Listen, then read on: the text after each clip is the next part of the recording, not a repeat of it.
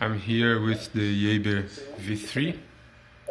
It was just updated and I think the Bluetooth is working okay now, but I have another issue here. This is the remote control. I just bought the batteries because I had no batteries. This is new and I have the batteries here. Okay, I have used the projector for the whole day yesterday, but using the buttons there because I had no batteries. And now that I have the remote control, it doesn't work. Batteries are there, but nothing works.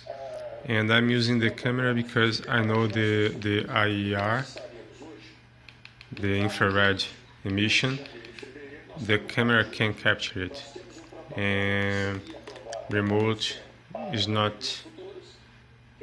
seems not to be working. As you can see, there is no emission.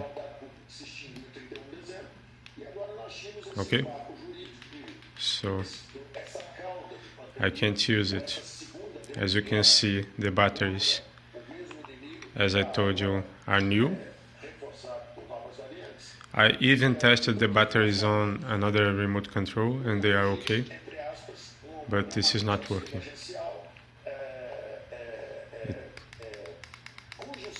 Nothing happens and there is no emission. Okay, so please help me.